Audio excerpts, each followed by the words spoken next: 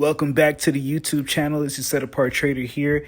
And this recap, I hope you guys enjoy. This is a trade that we took on Friday, taking NQ to the long side. Hit that like, subscribe, and pull up a chair. And I hope you enjoy the show. Shalom, shalom. Hope you guys are doing well. It is Sunday. The market just opened about 15 minutes ago. However, on Friday, I placed a trade on NQ, and I wanted to do a recap. However, I wanted to mentally take myself away from the markets, so I thought it would be a better opportunity for me to be able to go ahead and do a recap of that trade on Sunday. It's right now I'm not looking for any opportunities. That's why I have all my markups rather that I had on Friday still on here. So at the beginning of the video, you saw a snippet of the trade, how it played out. So this was the thought process. And if this is your first time watching this video, if it's your first time visiting our channel, if you like this type of content, go ahead and hit that like, hit that subscribe, and hit that notificational bell. Pretty much on this channel, I share some of my journey and my processes when it comes to trading. Some losses, some wins, in between, everything. I'm just being transparent, and hopefully my thought process is something that could assist anyone that's out there that's on their journey, and maybe this video could inspire you to keep going. So with that being said, let's dive right into the charts. We're gonna go a little bit out to the 30-minute window, and I wanted to let you guys know the narrative, what I was thinking at the time, right? So this was Thursday, right? We had that big sell-off here. Overall, this market is bullish. It's on a bullish run right now. So I was overall looking for an opportunity to go long this entire last week. All week I was looking to go long. There's opportunities that I get short. Like on Wednesday, I did take a short opportunity and took advantage of that. But I want to focus in today on this particular setup right here. So this was the main area that I was looking for. So when the market reopened up at 6 p.m., we can see that this gap occurred and price traded away from it. And we can see that price came back into this level here, and then we had a nice push to the upside. So the overnight session from London session, we can see that price was trading to the upside. Now this was the high of Thursday, and this was the narrative. This was the reason why I took longs and why I felt convicted that longs were going to be in play during the New York AM session. So this area right here was the high that was formed on Thursday. If you look below the screen, at the bottom of the screen, you can see the 6 a.m. At 6 a.m. 30-minute window, we can see what? A bullish fair value gap right here. So this bullish fair value gap broke through the previous day's high. So that was my eye was on that area right there. I wasn't able to take part in this nice little push to the upside, and we see that the high at the time was formed here at 7:30. So I missed this move here, watched it, but as I was tape reading and watching price action, I was seeing that price was it made this rejection candle at 7:30, and then we started moving to the south, and we can see I was watching on the 30-minute time frame how price reacts once we got inside this bullish 30-minute fair value gap. And right here we can see that price, it dove right inside, and we have no candle bodies closing at all inside this fair value gap. That is a key indication that price wants to trade higher. Now my entries were taken around I believe like 10:21. Mind you, this was Friday and I have the recording, so you'll be able to see along the time of the entry and how this trade played out. And we can see the next 30-minute candle, it came down, and it failed to even get to the consequent encroachment of this 30-minute bullish fair value gap. So that, from my studies, is indicating that price is currently bullish. So that was giving me conviction to stay longer in the trade. Now here's some room for improvement. We can see that the market did run up, engulf this previous high right here. That is what we want to see in price action on the 30-minute time frame. Had I watch this chart on the 30-minute time frame because I was really on the 5-minute and the 1-minute time frame. I got out literally here. Nothing wrong with that, you know. Still got over 100 handles on the trade, but this is for me to be able to improve, and things that I see that I would like to do moving forward is, you know, monitor this trade on the 30-minute time frame. Because once I saw that price close above this candle here, and this is a key nugget that I also was observing when I was tape reading or rewatching this trade live, because I recorded it live and I'll rewatch it just to kind of see some things that I could improve upon. And we can see right here, just this long wick right here, this is the longest wick of the last three, right? We can see that price close above it.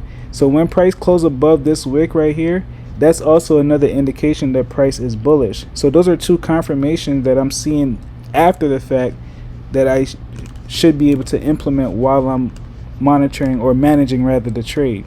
So we can see that the target right here for the 7:30 highs were taken at 11:30 a.m. I was done with this trade here, and then we can see price did started to trade a little bit higher and end up consolidating, and we see that price just opened with a discount gap. And this is just a quick recap of the trade that we took on Friday. Again, if you like this type of content where I'm reviewing the trades and keeping it short and simple, I also will be attaching the video. It's about 10 minutes long where you can watch the entire process. And again, hit the like, hit the thumbs up button, and tell a friend to tell a friend, subscribe if you haven't already, and salute and shalom to you and your household. And with that being said, peace. So we created this in our minds, false evidence appearing real. We made it real in our minds. That's why Churchill said there's nothing to fear but fear itself. That's the destructive monster. So turn off things that can contribute to your fear. Turn a deaf ear to people that all they can do is talk about how negative things are because they have bought into the consciousness of the world. Start attending workshops, seminars, listening to tapes on a daily basis to begin to recondition your mind, to retrain your thinking. Faith comes by what? Hearing and hearing and hearing. Listen to things that can empower you, that can enable you to create a new reality for yourself and a new life for yourself. You might appear to be strange around most people. You know, most people think you're strange if you're happy today. People say, how you doing? I said, better than good. Whoa, what's wrong with him? Just go around smiling and watch people. Look at this. This is a weird guy over here. Because most people don't smile. Watch them. Look at their faces in the morning. Here we go, another Monday morning. How you doing? Haven't had my coffee yet. Don't ask me. See, these people have not found their purpose in life. That's why they're grumpy. That's why they're miserable. That's why they're so negative. They're hurting and they want to hurt other people. So start practicing using programs for your mind. Seminars, books, workshops. Keep a journal. Record your thoughts. What's happening with you? Every day when you get up, have a journal near you. I use a Jack Boland journal so that I can write down my ideas. I keep it by my bed so I can write down my thoughts. See, ladies and gentlemen, we get 3 to 4 thoughts a year that if we would act on those thoughts, they could change our life. When you don't have a true appreciation and acceptance for who you are, and you allow yourself to be immobilized by fear, what happens in the process is that you begin to abuse yourself. You begin to sabotage your life. You begin to sabotage your dreams. You begin to unconsciously work against yourself. You become your own worst enemy. So what do you do about that?